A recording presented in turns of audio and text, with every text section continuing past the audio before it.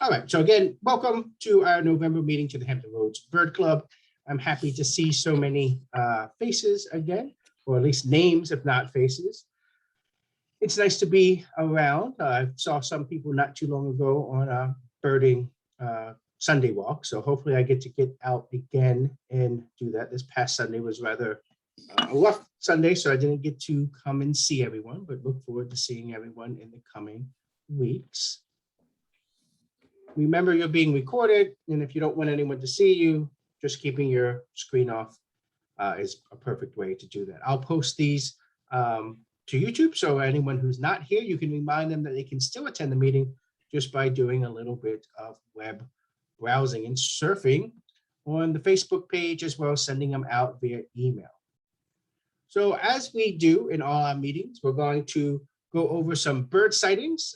Some of you know I recently moved. You might be able to tell from the background. I'm not in the apartment, and I have some area that I'm exploring, and happy to share some new delights that I'm having adventures with. We'll go over some identification challenges, which will be in part rooted in upcoming field trips, and also because of my recent move. Talk to the committee, talk about what we're doing in the field later this month. If there's any monthly points of discussion, presentation, and then I will bid everyone a fair adieu. So let's talk about bird sightings. I will go first because I get to do that because I'm president. Moved to Hampton, but I'm living on a little creek now, and I've been enjoying that. I've been hearing great horned owls calling from the back. My creek backs up to the edge in a little buffer zone by the Boo Williams Sport Complex. And so I've been hearing them call from over there. But the other night, I actually was watching two mallards, really dark. I could barely make them out, but of course I was happy to be out on my deck watching them. And a great horned owl came in and hit one of the mallards in the water. And I thought it was an eagle or a red-tailed hawk for a minute, but it flew up and settled down, and then I could see what it was. And I was really surprised that an owl swooped down and were bothering the mallards. I don't know if it was trying to attack the mallards, but at least scared the crap out of the mallards. And they just stayed there for a while and then eventually got up and flew away. But that was an awesome sight to see. So what awesome sights have you been seeing? What birds have you had the honor of spying on?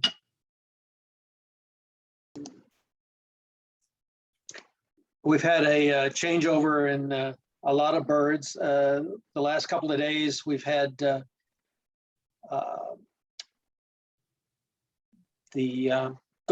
common goldeneye, common loon, the buffleheads. We did have a couple of merlins today in a couple of different places, but we're seeing that fall winter changeover already. Anyone else? Yeah, we actually saw tundra swans in the ocean off of Sandwich, and Wendy, how many brown pelicans did you see? 129 in one line this morning. And then we saw the gannet, Northern gannet. No, I love gannets. That's such a sign to winter to me, being on the coast here. Anyone else see some awesome birds? It's really hard to beat everyone's story, but feel free to share. Gwen had a barred owl in their backyard. Oh, that's exciting. It is for us. Yeah, I wasn't being facetious. I think anytime we get to share space with owls, it's a wonderful honor, especially when they're so close in the yard and you can enjoy them. So that's really cool, Gwen. I'm sure it was eyeing the bird feeder.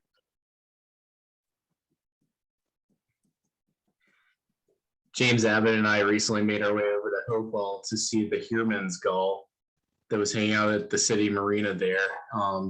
He pulled into the parking lot and it was 12 feet in front of the car. So I believe it was reported recently, and it sounds like it's been there for a long time. So if anyone wants to make the trip over there, it's well worth it. It's always nice when there's a life bird or a rarity that you can just drive up and look at. And some people might say that diminishes the adventure, but I think it makes it at least easier to enjoy the bird for a while, opposed to hunting it down and being one of those people that you're sitting at a feeder and you're waiting and you're waiting and you're waiting and you're waiting and you're waiting, and then it never comes, opposed to that wonderful kind of pull it up, there it is, and enjoy it. So good for you. I'm a little bit jealous. I need to get out there. They're one of my favorite gulls. They're so pretty when they're adults and sitting out on the coast of California where I've seen them before. Anyone else having some fun adventures? Where did Ryan say he saw that? It's the city marina in Hopewell. It's been hanging out there, according to fishermen, for nearly 6 months. And I think I saw it pop up on the rare bird alert a couple days ago, but it's been sitting still. It's been bouncing around between the Hopewell side and the Chesterfield side of the Appomattox River, but it sounds like it's been showing well, and it sounds like it's still cooperating. So if you're able to get out there, I highly recommend it. Thanks. What was it? It was a Heermann's gull. They're a Western gull species.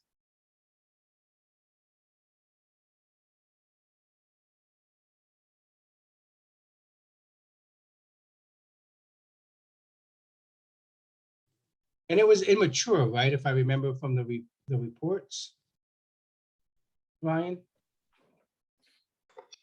Correct. Yeah, it's a first cycle bird, so it's going to be very, very dark and with a pinkish two-tone bill.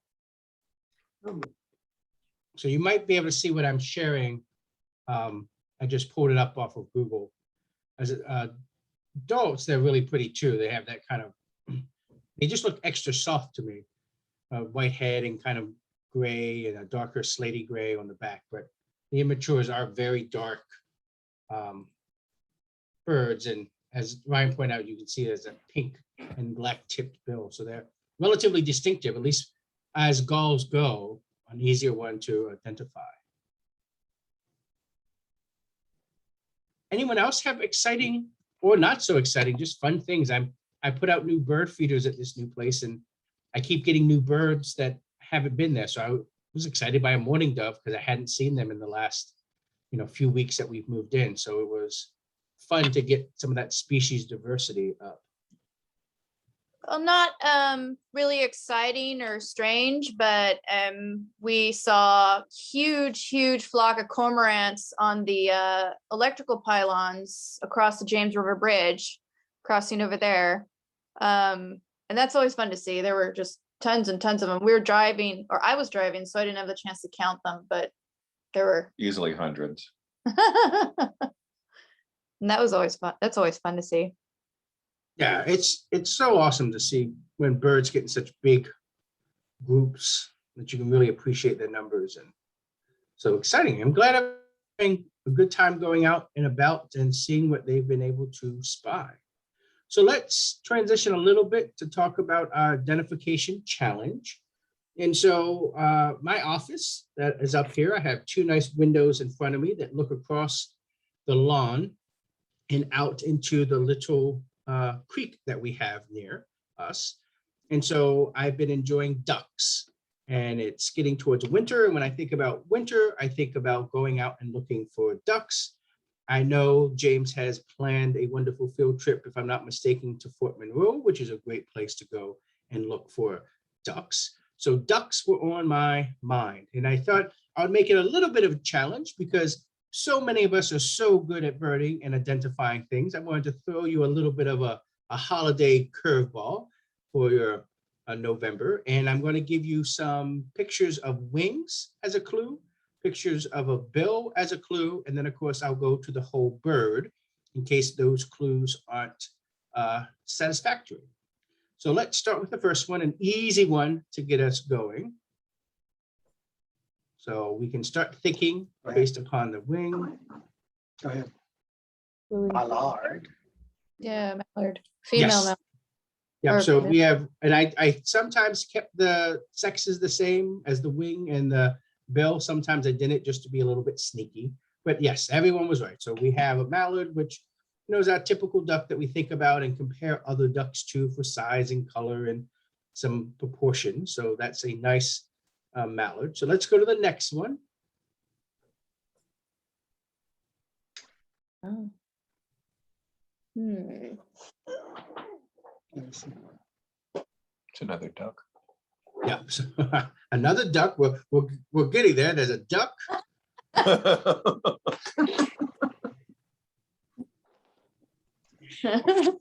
Bufflehead. Oh, Yes. So a little bufflehead. That's part of that bill being tiny gives them that big, heavy head See, look. it's white there. So not Yeah, and they white. have that huge white patch on their secondaries and through their coverts on the upper portion of the wing. So when they're in flight, this wing pattern is something that's easily used, even if you can't see the bird, is just looking at those wing patterns for identification. And oftentimes, if you know duck hunters, one of the major things that they use to identify the birds are the wing patterns, and they're very good and proficient at wing identification. So that's part of my inspiration, just trying to get us to think about the bird holistically, but also in parts. oh. Let's see the beak. Oh, Scotter. Yes. Surf Scott. So not- So not surf, but look at the wing. Uh-huh. So Okay. the white wing scoter. Scoter. So. So that was good, right? See So that. wing, we didn't know too much, but we started to think about that unique wedge-shaped bill. That's often one of those clues for us to think about with the scoter. So Look at the. good that doesn't job look like the same thing. does it? there. Yeah, so the bill is of the male and breeding, and then this is the female. Of course, the sexual dimorphism in a lot of our waterfowl. So it's a little bit tricky. So you have to keep track of 2 morphologies instead of just 1, but good job done by all. This should be another, and our last one should be easy to just round it out.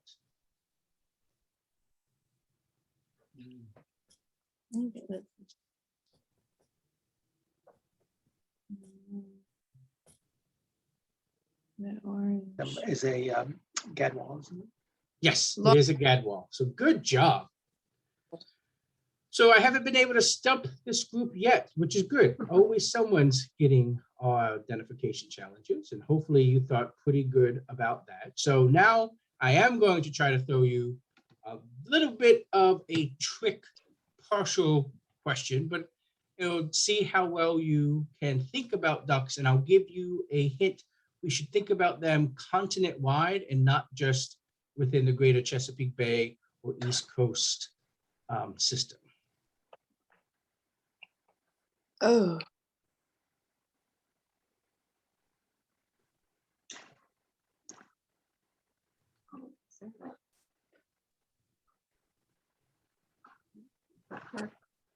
So sometimes a wing's nice and it makes identification relatively quick and relatively easy. However, because some birds are closely related together, and another host of ecological reasons and evolutionary reasons, might be a little bit more difficult to separate them, but we actually have 3 species here. The Three. first and second and third all correspond to these images. So what was the first wing belonging to? This is a cinnamon teal. Yeah, so we have cinnamon teal, and then the second middle image was a Shoveler, isn't it? Shoveler. shoveler, and then finally we have a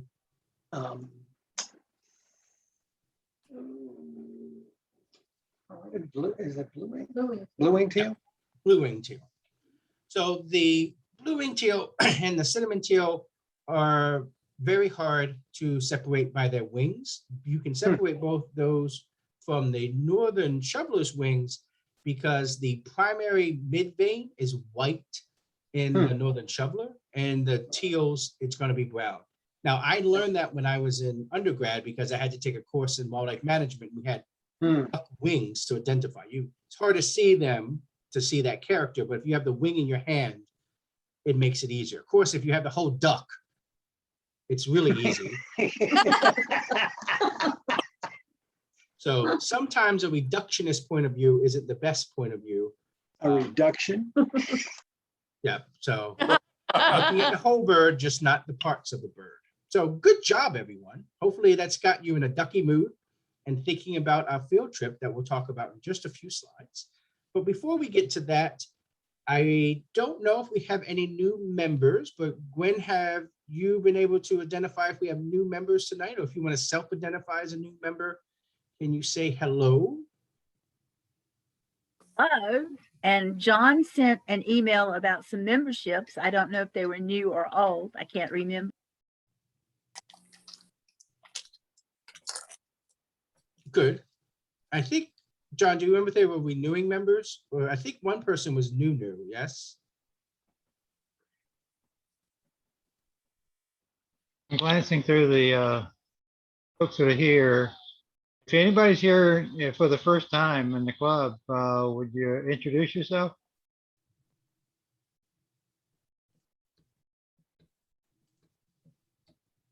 Don't see anybody right off. Okay, well, that's okay. And if you're not, I'm still welcoming you, and it's nice to see you, and hopefully you're enjoying the Hampton Roads Bird Club's monthly meeting.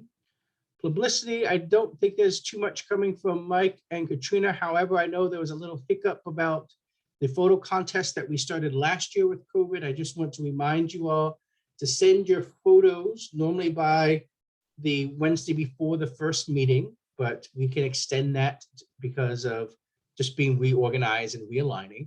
So if you've been taking photos in October and in a little bit of November, send those to Mike or Katrina, and we'll put them together as a little slideshow. We'll post them on the Facebook and take a vote from the members to see which ones they think are the best. And then they get featured in our bi-monthly newsletter and tell a little bit of story about how you captured that photo. And we get to all celebrate in the wonderful portraits of nature that we've been capturing. Tom, I saw, was here. Do you want to say something about the newsletter as I just briefly mentioned it? Okay, well, I have to thank James Abbott for writing 3 articles and John Adair for writing one on the photo department, the photo contest department. Are Michael and Katrina now running the photo contest rather than you and Michael, or? Yeah, I'm going to pass that to give Katrina something to do. Okay, and then, yeah, they'll just organize it. And then once we know, I'm going to have Michael email you because he was doing that in the past just for consistency. Right, but our winners this last cycle were Harold Atkins, Lynn Chandler, and Pete Peterman. Plenty of photos by Pete Peterman in this recent edition because Pete also sent 3 photographs to support our field trip report by James Abbott. But we also had photos from Dave Yoker and Diane Snyder. The next newsletter won't be coming out until January, so send in any submissions by the 25th. That's Western Christmas. And we do have our bird count fellow, Bill, who I think is not here right now. He does have the Audubon Christmas count organized for December the 18th. And that's described in newsletters as well. Thank you. Okay, great. And it is so nice that we have Pete taking so many wonderful photographs. And I know John and Diane are always happy to share things. It really makes the newsletter pop, as well as sometimes making those components up on the webpage. So for the wonderful Maxis, is there anything you want to say or add or share about the webpage before we move on to James and the field trip? I don't have anything to add. I updated it several days ago. Okay. Just send me your stuff and I'll try to put it on there and let them Okay. know if there's something missing or something seems inaccurate. I'll try to fix it. Okay, perfect. Nope, I think it's been looking beautiful and it's updated promptly, so we're rocking and rolling. So James, I think I saw you come in. Would you? Yeah, I'm here. Would you be kind enough to share a little bit about the upcoming field trip later this month? And Yeah, if you sure. want to add anything, I just had a very basic notes down. Yeah, so I can talk a little bit about this one. I've also got some field trip updates for upcoming stuff that I can bring to the club as well. So Fort Monroe is really great as we come into winter time for waterfowl. So at the Phoebus Waterfront Park is right there next to where the scallop and Atlantic trawlers are on Milne Street, where the causeway goes across. So we can kind of rally there. And then Fort Monroe is relatively easy. We're basically going to drive around to different spots and try to see what's hanging out in the, the bay and the James River there. Scopes are always good for this one, and never know what's out there. Common eider, like in that photo, is pretty regular but rare out there. And then long-tailed duck or razorbill or some things that are also possible out there. So looks like my good contact info is there. So yeah, as always, just let me know if you're planning on coming, so I kind of have a rough idea of what the number is, so we don't leave anybody behind. And so the couple other updates I also have are I have gotten the ball rolling for the Back Bay Tram in February. So that looks like it's going to be back on. I haven't confirmed the date yet, but it's going to be mid to late February. So I'm working with Back Bay on that. That looks like it's going to happen. The other thing that I don't know that we've ever done before, I know the Williamsburg Club does their own boat trip to the Chesapeake Bay Bridge Tunnel. So I'm working at the James River Association with the boat that does that for them.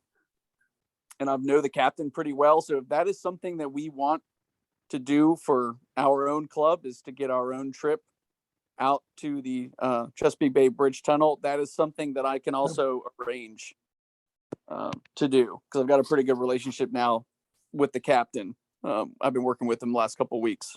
James, how many people would we need to be on that boat? So I need to kind of get that clear with him. I have another trip with him tomorrow, but normally it's probably going to be around 25 or 30 probably.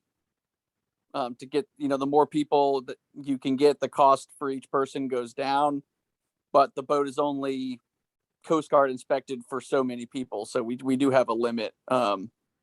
But it's a 60-foot boat. It's got an inside cabin, top deck, bottom deck type of thing. So it's a really, really fun trip. And without being able to drive to the tunnel islands anymore, it's your only option. So, but if you want a white-winged scoter, it's usually your best option for getting harlequin ducks and white-winged scoters and stuff like that. So that is something that I can, if there is interest, I'm happy to try to organize potentially for January. And then the other one that I'm trying to see about, because I know that they shut it down for a long time, is I have already engaged the Army Corps of Engineers to try and schedule a late April Craney Island trip. Presumably they're going to be back open after COVID for tours with bird groups in 2022, it looks like. So that is always a really fun trip, one of the best places to go birding around. So I will keep you updated where I can get with that. The Army Corps is kind of notorious for being difficult to get a hold of sometimes, but we do have an in over there with some birders that do the surveys already. So look out for that. All right, that sounds great, James, especially some of those auxiliary things that we haven't been able to do before, like frequently, like the boat and getting back to training. So outstanding. I know I'm excited. And I saw a lot of people shaking their heads. So I think those are great plans to move forward, James. All right, so let's move on to the next slide. So about something that Tom mentioned, and I'll mention it for Bill, that we do have our Christmas bird count, which will be on December 18th. I'm sure Bill's still looking for volunteers, or even if some sectors are covered, you're more than welcome to go out and lend a hand. If you don't feel confident about your bird identification, which some of us might not, that's perfectly fine. You can help to record the data and log it. And of course, just go out and have a good time and make a big difference with some citizen science, collecting this long-term data that gives us a snapshot about what's happening with our birds. I would be remiss if I didn't talk about some of the areas that are being surveyed. So if you contact Bill, you might mention where you're interested in doing that survey. So I included this image on this slide that he's given me in the past. And I don't know the current rules, and someone in this group might correct me regarding COVID, but I know last year Audubon released some COVID sensitive precautions for the Christmas bird count. So I just wanted us to be a little bit mindful, especially as we move into winter and as we see more and more variants coming up, to be aware that they might be in place and just use some safety precautions if we are all birding together. And if there's anything that we want to mention before we move on to our speaker for this evening, this will be the opportunity to do that.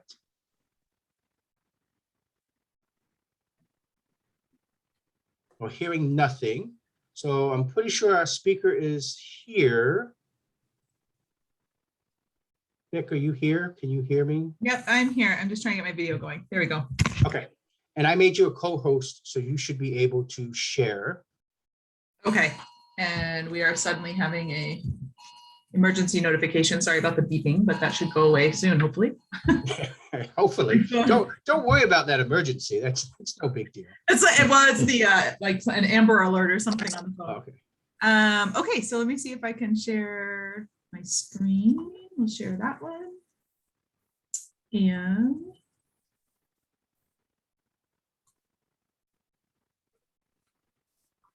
go to slideshow.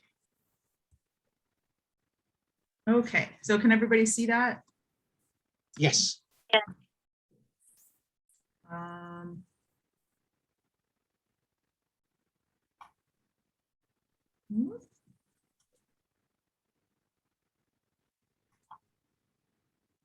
There it goes. Okay.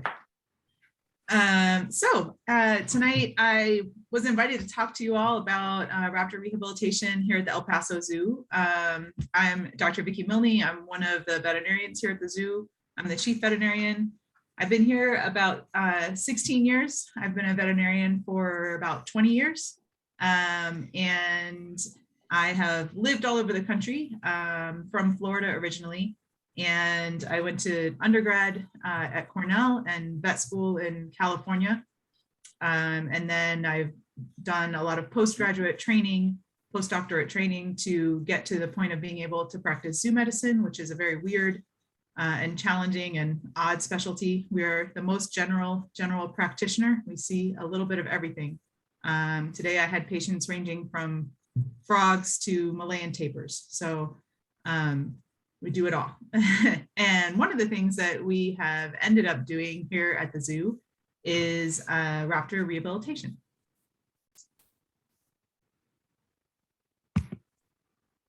So the zoo became involved in raptor rehabilitation in a big way around 2015, when our only licensed raptor rehabilitator in the El Paso region, and that's like for 300 miles around us,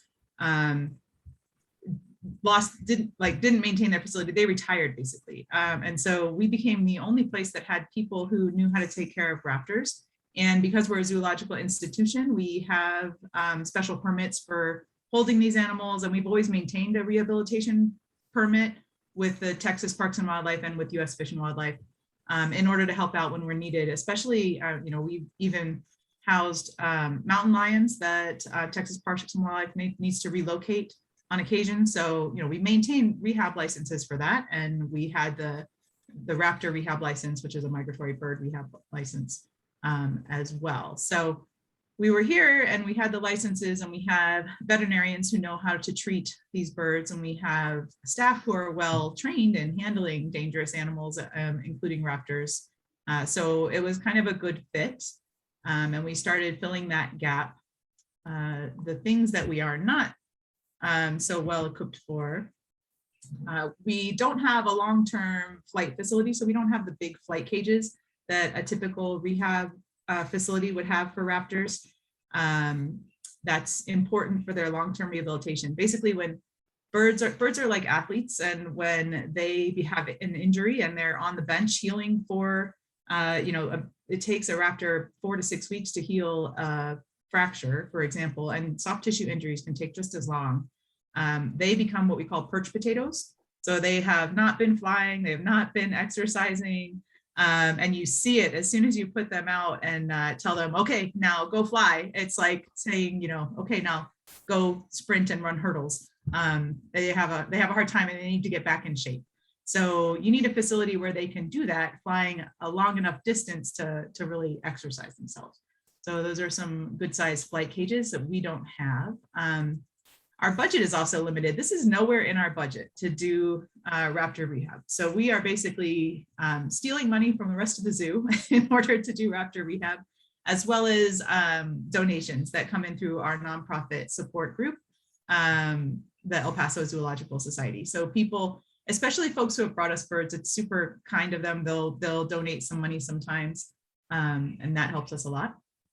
Our mission is not wildlife rehab. Our mission is connecting people with nature, and the rehab fits in though because conservation is a big part of our mission as well. So we have conservation and education and research goals, and being apex predators, raptors are important out there on the landscape, and we think that they are going to have more of an impact to rehabilitate an apex predator than to rehabilitate every sparrow that comes in the door, that are much more numerous and everything. So we focus on the raptors. There are local rehabbers who are licensed for smaller birds and take care of all the other stuff. So we work closely with them. Sometimes they have complicated cases that they need help with, and we help, or odd birds that come in, like big herons, or we had a frigate bird this past year that got blown off course.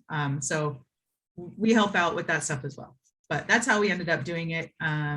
It's also, for us and the veterinary staff, it's very good training. So a lot of these birds need surgery. In the zoo world, we don't do a lot of surgical cases. So this is actually really good for us to stay adept at doing avian surgery, avian anesthesia, and orthopedics, and for our staff to learn about handling wildlife. So they don't come, nobody's paying the bills for them, but we still welcome them. The way we solve that big problem of not having long-term rehabilitation space is by working with Gila Wildlife Rescue. Gila Wildlife Rescue is an awesome partner of ours. They are, it's basically a husband and wife team with their own volunteers in Silver City, New Mexico, Dennis and Denise Miller. And this is one of their beautiful flight cages outside their house. This facility, you can see it's a big, long facility with slatted walls. That's good for feathers, keeps them from being damaged by things like mesh or caging. And this is one of their 3 flight cages. So they rehab all kinds of things, but primarily raptors. This is Dennis at a release, and he gets to have all of the beautiful pictures of the birds flying away. All of ours are hospitalized birds with bandages and looking under the weather, but that we send them to Dennis once we're finished with their intensive medical care. They don't need surgery, they don't need a veterinarian anymore, and we're pretty sure they're going to be released. Dennis will pick them up. He's about 2.5 hours away, up in the Gila Wilderness in New Mexico, and he'll take them the rest of the way, make sure that they are able to fly long distances without being too winded, and that they can actually hunt and kill. Dennis also reaches out to the community, especially folks who bring him birds, and invites them along on releases. So helping people, really, it's just a great feeling to see that bird get released. And so helping people connect with the wildlife and learn about raptors that way. So we love working with Dennis. Here at the zoo, what we do is the medical and initial treatment side of things. So we do an initial exam and an assessment. We will rehydrate, stabilize fractures, clean and bandage wounds. A big important part of what we do with raptors is to remember that they are wild, and we have to minimize stress. Any time that we're in the room with them, the whole time that they're in a cage, because it's such a strange, small place for them, that's stressful. So we try to keep them wild. And we have this room here is actually our raptor rehab room that was refurbished. It's our old X-ray dark room, and it was refurbished by a company that was building a hospital here in town and kept bringing us great horned owlets that had fledged in their elevator shaft. So we helped them with those owlets and got them off to Dennis and let them grow up. But they were very grateful, and they were able to refurbish this room with cabinets and a fridge and a new cage bank. Perfect for raptors because it's isolated, it's quiet, it has an exhaust fan, so there's good air circulation in there.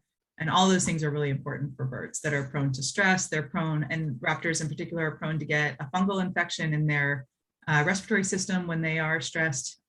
So we try to minimize that and keep them as happy as possible in their hospital stay.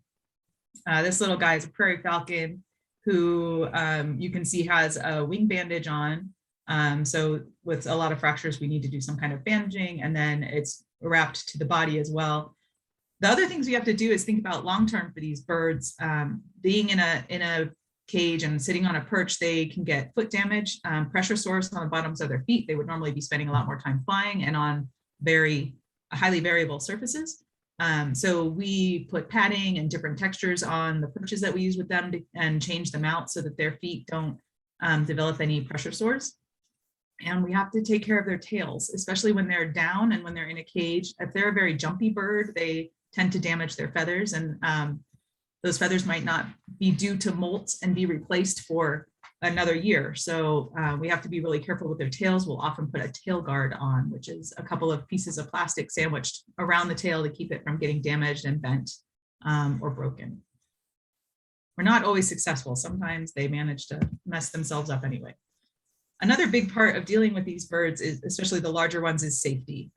They are generally not happy to see us. They don't want anything to do with us. And they use all their defenses to try to convince us to leave them alone.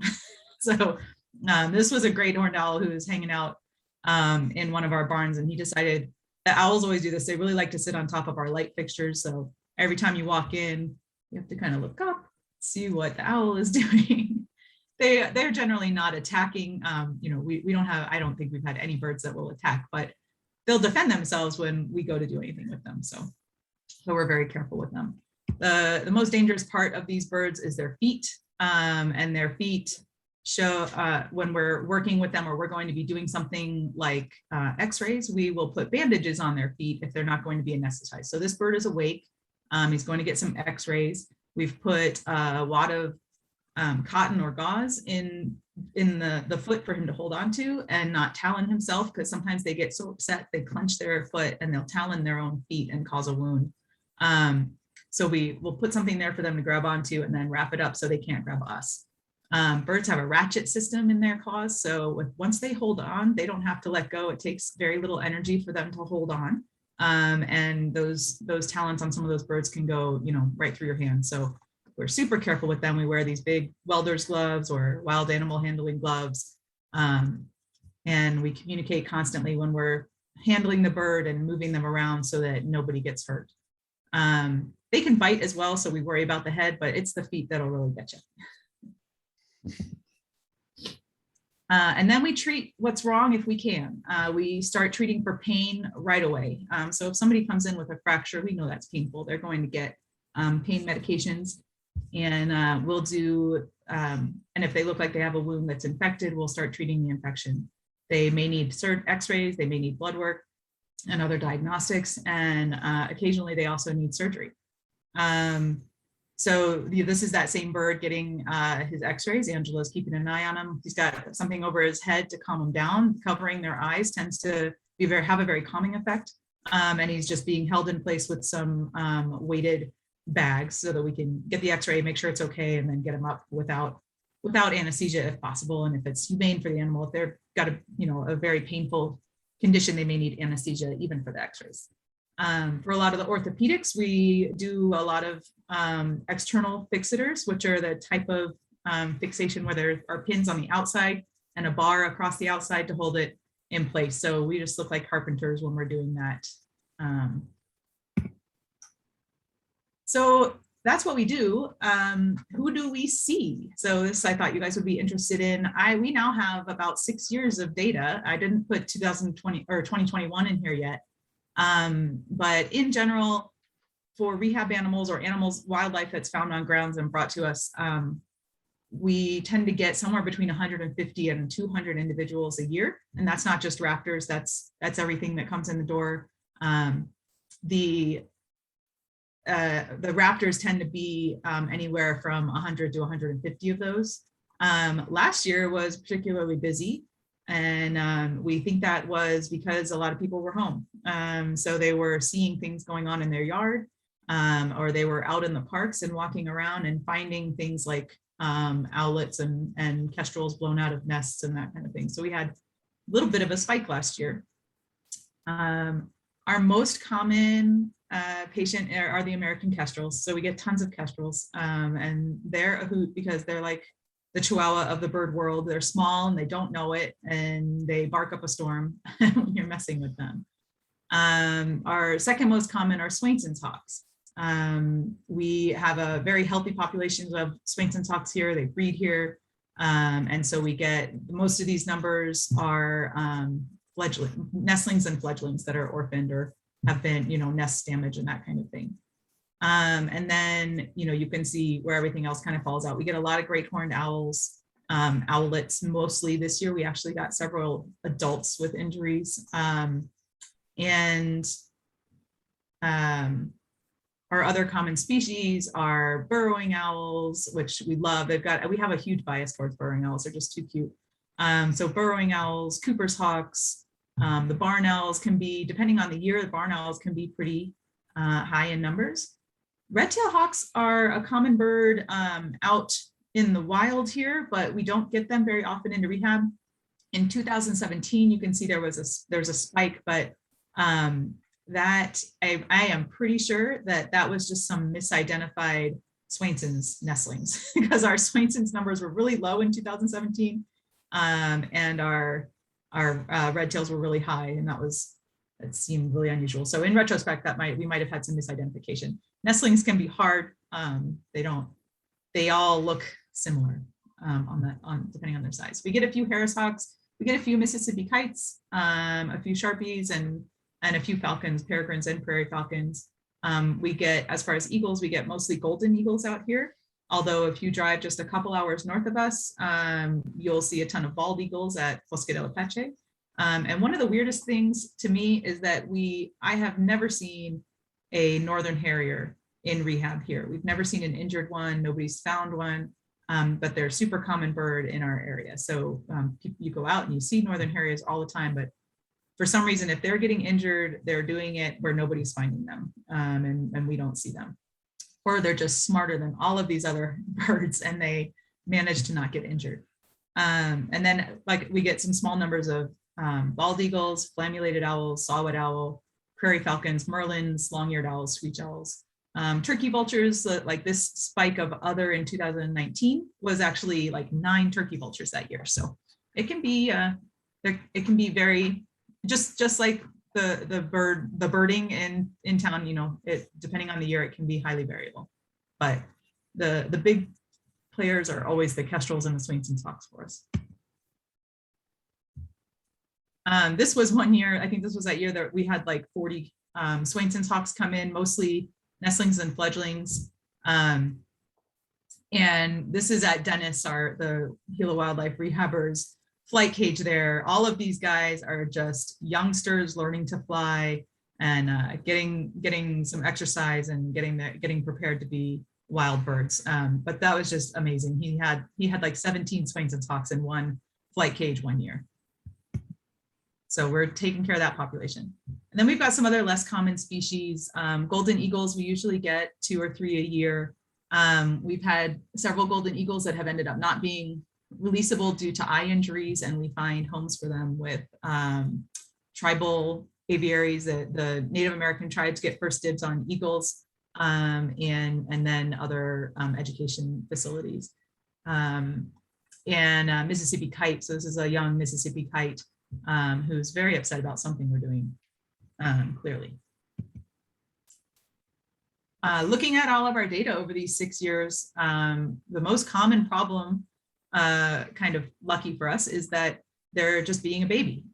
So they have fallen out of the nest. They're, something, we get very windy springs here in El Paso in the desert, incredibly windy times. And after every windstorm, the next day we'll get, several nestlings brought in. So nestlings that for one reason or the other have had a run in with people and are brought to us. Luckily, if they're uninjured and they're just a nestling that has lost its parent or its nest, our release rate is about 85%. So most of them survive and most of them make it into the wild, which is great. These are some great horned owlets. You can see those feet are formidable from a young age. And the little guy in the pair on the left is in an incubator with he has an IV catheter into a bone because he's so small. He doesn't have veins I can put a catheter in. So he's got an interosseous catheter. He's getting some fluids. This pair was super cute. They did well. Little kestrels. I amazingly, after seeing about 50 kestrels a year, don't have great pictures of groups of kestrels, but this was a little kestrel. When they're by themselves, we might put a fake bird in there with them to keep them focused and not imprinted on us. So at this age, these birds imprint really easily, and we try to prevent that. The best way to prevent that is by putting them all together. So even we don't use masks or puppets really, but to feed them. But if they are in with a group of other same species nestlings, they tend to do really well and not have trouble transitioning away from people. So when we have more than one in, we do tend to try to keep them in groups of similar size nestlings and fledglings in their space. This was, if this will play, this is just a group. Sometimes we'll get a whole, a pretty big group of them in, but this was a group of burrowing owl fledglings that came to us. And he's just,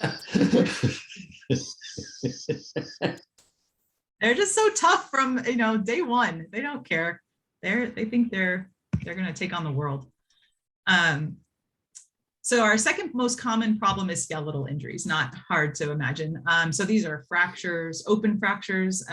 In birds, their physiology is so efficient for flight. They don't have extra soft tissue. A lot of these bones have very minimal skin and connective tissue and muscle covering. And so if it fractures, it breaks through the skin very easily. And so we get these big open wounds.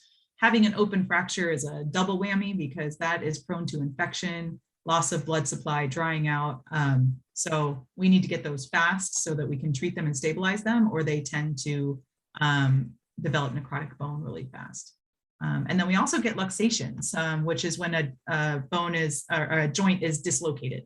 So this bird has an elbow luxation here. You can see this elbow, all the bones line up and meet at a joint. And in this one, they're all overlapping, and that's not right. Luxations are generally very bad. It's a catastrophic amount of damage to the joint, and we really can't fix them. So those birds are usually euthanized. Spinal fractures as well. So we'll see spinal fractures. We also have leg fractures. Those are fairly fixable. Here's an example. Our skeletal injuries have about a 25% release rate. So if we try to fix them, if it looks like it's fixable, and we try to fix them, then about 25% of all of the fractures that come in the door will be a releasable bird. And of course they have to, we have really high standards for what we're going to work with, because they have to be able to fly perfectly in order to exist in the wild. It's a tough existence already, and to go out there with a wing that's a little bit crooked, and if you're like a peregrine falcon who needs to stoop, they need to be perfect. So they're not going to be releasable if we can't get things really lined up straight. So you can see this was a comminuted humerus fracture. We use IM pins into the fractures to align the bones. The pin is bent over and connected with some other cross pins that go into the bone and keep it from rotating and moving around that pin, and holds everything at the right distance. If we just put that pin in there, it's just like paper towel tubes or toilet paper roll tubes with a stick in the middle, they can still slide around. So we use a pin to fix them in place relative to each other as well. So they're fixed in all dimensions of movement. And we tie that all together, usually with some acrylic. They don't make external fixator bars for little birds. So we as zoo vets are very used to improvising and making things up.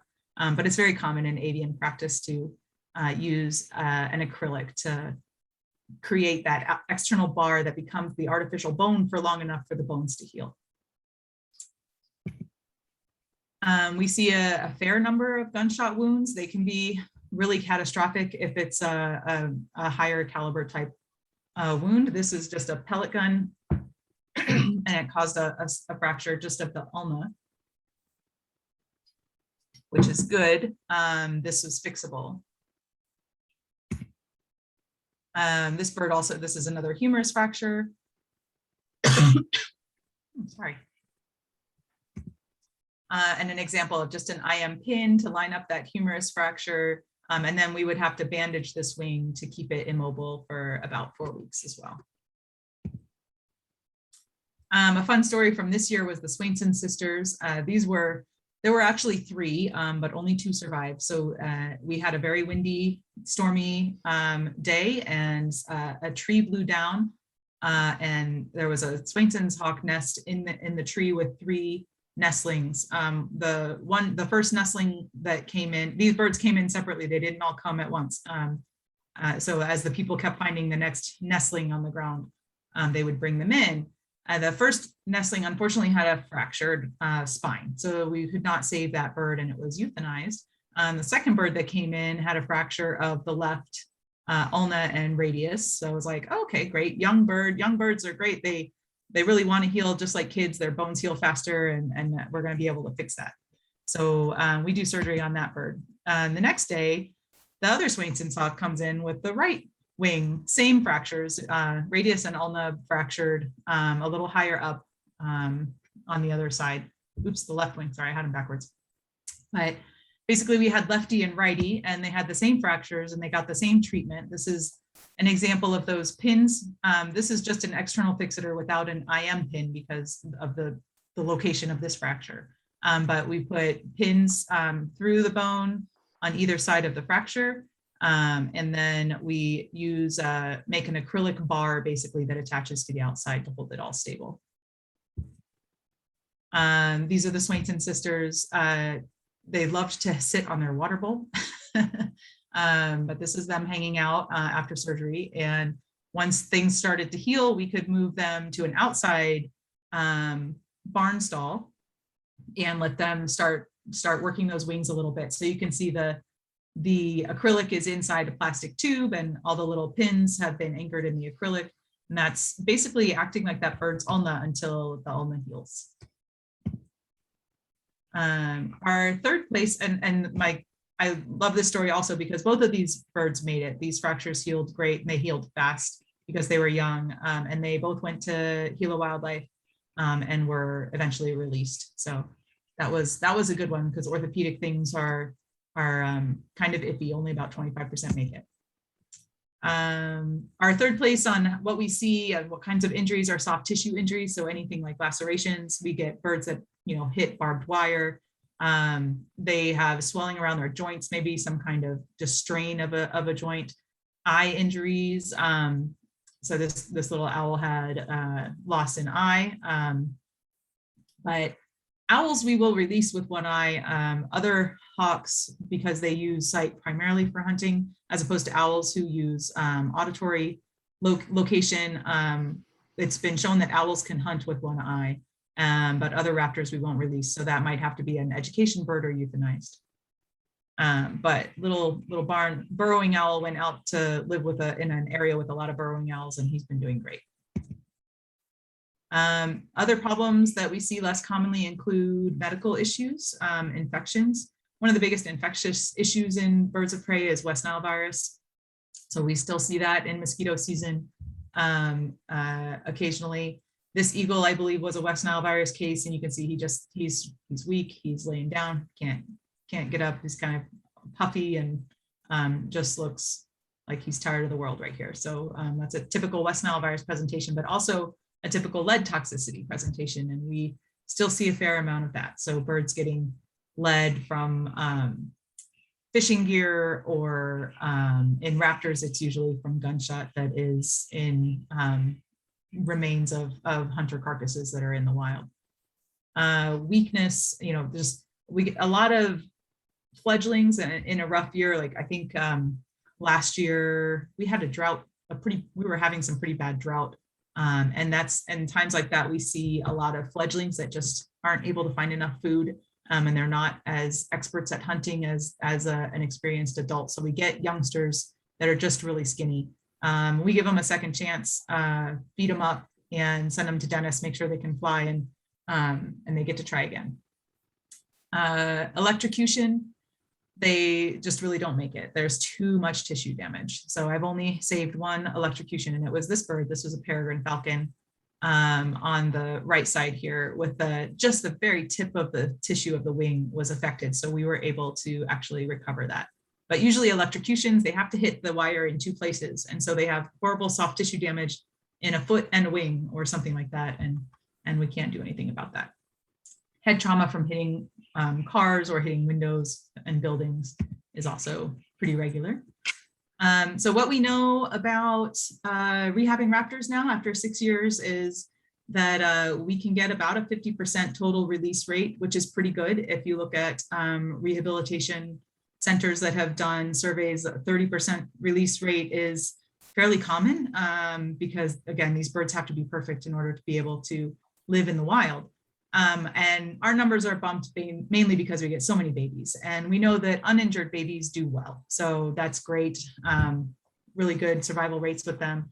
Sick babies, open fractures, dislocations, and electrocutions, we know do not. So we don't put a lot of resources into trying to fix them because it's a lot of prolonged stress for the birds for the same outcome. So we've learned to prioritize our resources and make sure we're not doing things to these birds that is not going to help them in the long run.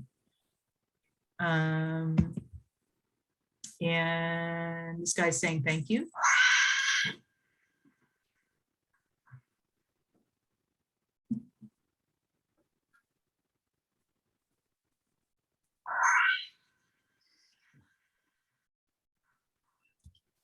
Well, they just really don't appreciate what we do for them, but as much as possible, we get them back out into the wild, and we enjoy taking care of them while they're here. So that's the end of my presentation. If anybody has any questions, I'd be happy to talk some more.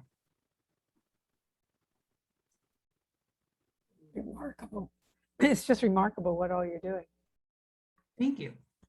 And I have, the people who take care of these birds every day are my veterinary technicians. And so the veterinary technicians and assistants are the ones doing the day-to-day care, feeding and cleaning up after these guys. They're super messy, and they're always angry when you open the cage. So they put in a lot of work and deserve a lot of praise for this. So for the birds that you cannot release back into the wild, where do they go? It depends. So we are pretty good. We're better at triage now. If a bird comes in and we think it has a very low rate or chance for actually being repaired to the point of being released, we will euthanize on presentation. So if I have a really bad, and we also have the Raptor Center of, I think, Minnesota uses a 3-strike rule. Basically, if they have 3 different problems and that are all on top of each other, they know that their prognosis is very poor. And so will euthanize. So if a bird comes in with an open fracture, it's super skinny, and it also has an eye injury, that bird is probably not going to make it, and we might euthanize early on, or, you know, we're not going to spend a lot of time. We're going to see if anything is easily fixable for a few days potentially. We are not in the business of intentionally making non-releasable birds. These are wild birds that tend to not want to be anywhere around people. They don't want to spend the rest of their life in a little cage or even a mew. And there are certain species that we will not even try that. So the accipiters do really poorly, the Cooper's hawks and sharpshin hawks. If it looks like it's not going to be releasable, it's a tough fracture that's right at a joint especially, or it's a dislocation, we'll euthanize that bird because it's going to beat itself up in a cage, and we can't deal with that. But, you know, we're not going to put it through that for the rest of its life. We do get people, especially with babies, if we, you know, it's really sad when we get a baby in who has some kind of horrible fracture or infection or needs an amputation, so we know it's not going to be releasable. You know, if depending on the species, you know, people, or if it's just very, very sick, and we do euthanize. A lot of times people are like, but I would take it, I'll keep it, I'll take it home. And we all want to love that animal and give it a good life, but it's just not humane for the bird to set it up to be in captivity for the rest of its life. So we're pretty good at triaging and trying to not put the bird through a whole lot of hospital care for an outcome that is pretty unavoidable. So we'll euthanize if it looks like a very poor prognosis. And if we do try to fix a fracture or something, and the most common reason we end up with a non-releasable bird is that we have a fracture that we thought was going to be fixable, and we tried, and it turns out the bird doesn't have good wing extension or something like that. So if we can find a home for it at an educational facility, we will, or a wildlife facility. So we will look at the International Wildlife Rehabbers group. People will post, if they're licensed falconers or educators or wildlife facilities, they might be looking for a certain species. We also know some species do better than others being handled. So kestrels, you know, tend to work out really well. And some of the younger birds at least are more impressionable and flexible and can adjust to people better. We've also had, as a general rule, adult owls do horribly. They don't ever transition well to being around people. They remain really scared. But we have had one owl, great horned owl, that we actually kept here as an education bird at the zoo, who was an adult, but he had very impaired vision. And it just seems that keeps him fairly calm. And so we have to assess it on a bird by bird basis. Sometimes we see a bird that has a non-releasable injury and we're like, this bird is going to be miserable for the rest of its life if we set it up to be in an exhibit or something like that, versus the bird that's pretty calm with us going in there. Seems perfectly happy to sit there and wait for us to feed it every day.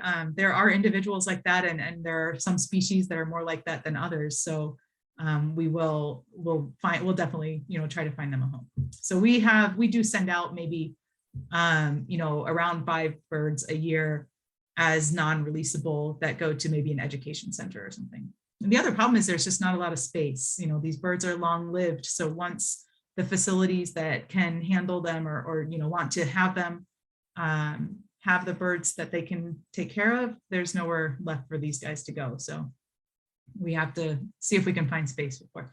It has taken us, we've had birds for 1.5 years before we've been able to find them a home. But because they seem like a promising case, we'll keep them and keep trying. So that happens.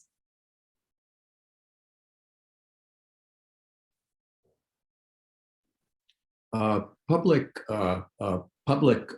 interest in wildlife. I mean, from a zoo, you deal a lot with the public, and zoos have, you know, they have a long life institutional culture.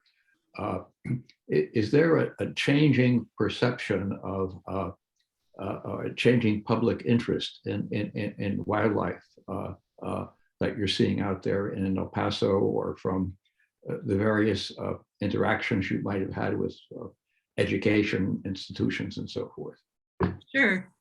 That's an interesting question. Of course, this is just going to be my opinion and speculation, but from my interactions with people, I know this year around the country, I know, even from just friends on social media and everything, there's definitely been an uptick in interest in birding and birds. So people who've been home have been watching the birds in their backyard and getting more into that. So we've definitely seen that. And we've seen some new faces on our field trips and in our Audubon group here. So that's really good. We also see, I honestly, and at the zoo, not just with the birds, but we see a lot of people who are so disconnected from nature that they don't understand what a wild animal is. And they think that, this wild animal is going to be their buddy. They don't expect a wild animal in a zoo to be dangerous. And, I'm like, it's still a lion. It's still going to eat you. So we see a little bit of that and have to remind people, like, it's hard because we are, of course, out here trying to educate people to love animals and love nature so that they'll conserve it. And zoos missions over time have obviously changed. We're an AZA zoo. We're very conservation and education focused. Zoos, of course, started just as like somewhere to go see weird things and crazy animals and not really caring very much about the animals necessarily. So we've come a long way on that spectrum. And so we try to make people feel very connected to the animals and love the animals, but at the same time, we have to be careful that they still understand, wildlife needs wilderness and it needs a natural habitat. And, it's not just cute and cuddly. Just because it's cute doesn't mean you want it in your house or, should be trying to have it as a pet. So we see a little bit of that. There are the people at either end of the spectrum. They just know nothing about wildlife, or they're so in love with it, they want to keep it all as pets. And so we have those issues. So I think there's a lot of interest in the younger generations also in environmental issues and, and climate change and everything, obviously, but that also applies to habitat conservation and animal conservation.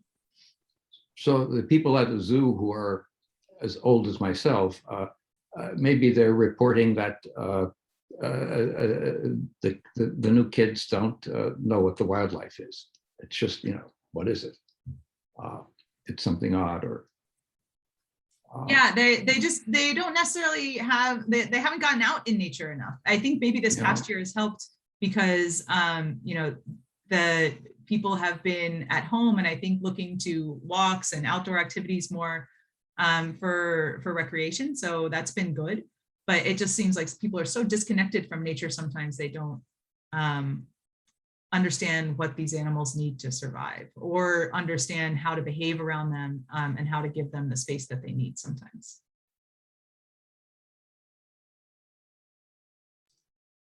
Vic, you also had a question in the chat, which was, that's okay, I can read it to you. How do you drill the hole and how big are the pins? Very microscopic? And that's a good question. It depends on the bird and the size of the bird, obviously. So in our tiniest patients, like we've had flammulated owls, they weigh like 50 grams. That's less than an egg, a chicken egg.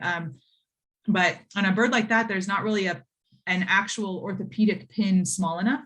So we sometimes have to use something like a hypodermic needle and to use as a makeshift pin. But we use orthopedic wire and orthopedic pins that have, ideally we use pins that have a little bit of threading on them, and they can be, I know what the sizes are, but I don't know what it turns out to, but in terms of actual measurements, but like a pencil lead for something like a refillable, like an automatic pencil lead, that's what I'm thinking. Or maybe a paperclip width would be something we'd use in some of the smaller birds. But on the eagles, we'll use something that's bigger than a piece of spaghetti for sure. We'll use something that's more the size of a typical electrical cord or something like that. So it really depends on the bird. And as far as drilling the holes, for the smallest pins, we don't actually drill holes ahead of time. We go ahead and let the pin and the threads themselves work their way into the bone with a very low speed on the drill, or with a hand, what we call a hand chuck, where we're physically turning it, which is harder because it's prone to more wobbling, because that requires me to be very still and precise. But so we may use what is just called self-threading and let it thread its way into the bone. Or we'll use for the larger pins, we do have specific drill bits that are made for bone to create a hole that's a little bit smaller than the pin, and then we seat the pin in the hole with the threads.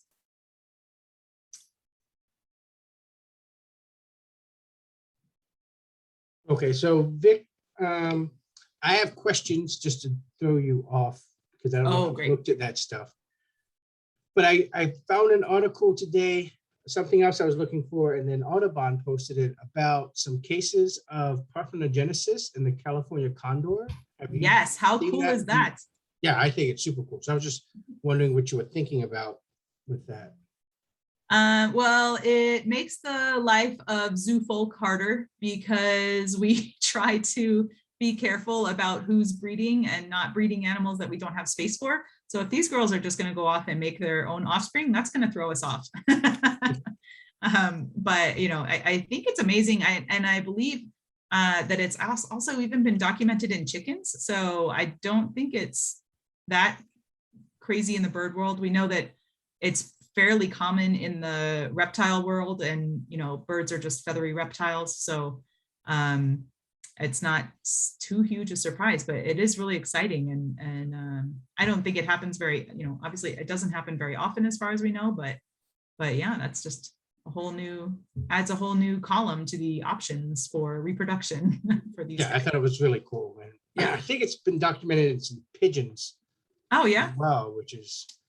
I think the more we look, and you know, a lot of these birds, if they're housed with males, I think it's just assumed it's the male, but they're, you know, we don't do genetic studies on that many of them to tell who dad is. So sometimes maybe dad is also mom, and we just don't look that much. But with the managed populations of endangered species like the condors, there's a lot more genetic work done. So you're going to find it. Yeah, pretty cool.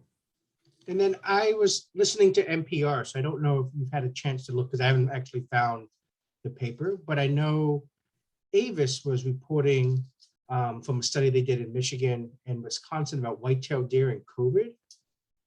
And so I didn't know if you knew anything about that or had thoughts about that. I know it's all from birds, but since you're my super smart friend that knows all about animals and medicine, I thought I would ask you. Yeah, my understanding, I did not read the paper either. My understanding of the COVID in deer is that antibody has been found in deer, but not illness. So seroconversion, which just means that the virus got into that animal's body, it recognized it, and it made antibodies to make sure that it couldn't get in again or cause any harm. But the animals weren't very susceptible to actual illness. And the biggest thing about the white-tailed deer was, where did they get it? Because generally COVID, we're seeing in animals that are in human care. So to see it in animals that are in the wild, even though they're in urban settings and coming up close to houses and everything, they're probably not breathing the same air necessarily. So they must be, we would assume that they're picking it up on trash or on things that we've touched, being in our yards. That kind of thing, which is very interesting because we don't think that that's a very big role of transmission in people anymore. It's mainly through respiratory transmission. So the fact that the deer were picking up enough of it to seroconvert just from being in our environment is pretty amazing. Yeah, that's what I was worried about, because I know the study said it was like, I don't know, 500 deer. Most of them were captive, but then there was still like 100 that were wild. Mm-hmm. And so is a deer following me, or am I breathing out enough for a deer to get it? No. Yeah. Well, and so the captive, I recall that they did say there was a good cluster of it at a deer farm. So that's a little more understandable how they would be exposed. But then it's also the case, well, okay, so then are those deer transmitting it to other deer? Are they actually having enough virus replication to transmit it to other deer? And that's it's just good news that the deer aren't getting sick from it, because that's kind of scary if it's transmitting deer to deer. Yeah. I just, of the horrible things to think about lately. And it was, of course, doomsday with wildlife being infected with pathogens, of course. Right.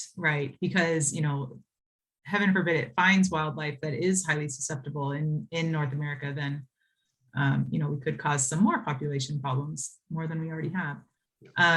I know in the zoo world, we are very concerned about our exotic cats, the big cats, lions, tigers, Amur leopards, snow leopards, cougars and jaguars have all been documented to get COVID, and they actually do get sick. They get a mild respiratory illness sometimes, but Delta variant has actually been fatal in a few lions and snow leopards especially.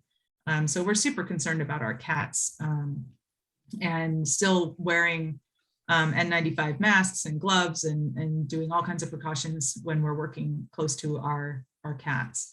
And then the other group are the apes. So we're very concerned about apes, which is really not,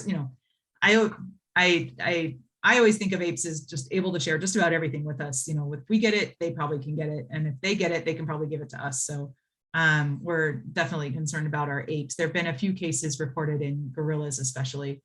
But similar to us, it seems that the most susceptible are the older individuals or individuals with other health problems. So they're so like us. And so we have to be very careful around them as well. Okay, well, thank you. Are there any other questions? I saw a few accolades in the chat for you, saying how wonderful the presentation was. So, well, thank you. Anyone else, or we'll wrap up this evening and thank Vic again, learning about something we don't often talk about with the bird club and birds and stuff. So I think that's a nice thing to get into our portfolio of knowledge. Okay, so I'm taking your silence as we're done learning for the night. I hope everyone has a wonderful day. I'll try to see you around field trip, but if not, enjoy your Thanksgiving. And we will see each other sometime in the field or next month at our meeting. Bye-bye, everyone. One more question. Okay. Thanks. Okay, Gwen, you can have your question. All Don't right. feel shy. This one is not bird or, but I have an orb spider that built a beautiful nest and left 2 egg sacs, and it's on my plant that's on the porch. And I want to move the plant inside, but I don't want the egg cases to come inside. So can I cut the leaves off of the plant and put them on a bush outside, pin them to a bush outside? Yeah, that will be fine. Just put them someplace that's guarded, so not so much in the wind, or that might desiccate again from the wind, but someplace that's a little bit guarded. Maybe if you have some evergreen bush that's nearby. And then, yeah, they'll hang out, and then they'll come out, and the spiderlings will parachute away, and you're hoping to populate the land with some insect predators. So that's a good thing. I just did not want them to hatch in the house. Yeah, thousands of little baby orb weavers. Yeah, I don't blame you. Do they have to be near the ground or higher up? I would try to do it the height that the mama selected. Okay. I don't know what their preference is, but I figure she knew what she was doing. So All right. just pretend you're a big mama spider. Okay. Thank you. Yep. Thank you so much, Thank you, Dr. John. That was wonderful. Thank you, Vicky. Great talk. That was wonderful. Thank you. Thanks. You're welcome, everybody. I love to share what Yeah, we do. very good, very good. Most informative. Yep. So great. Thanks again, Vic. I'll text you sometime. All right. But I appreciate it and helping me out in the current situation. So You're welcome. Anytime. Good to see your face again. yep. Bye, everyone. Have an awesome day. Have an awesome week. See you. Bye-bye.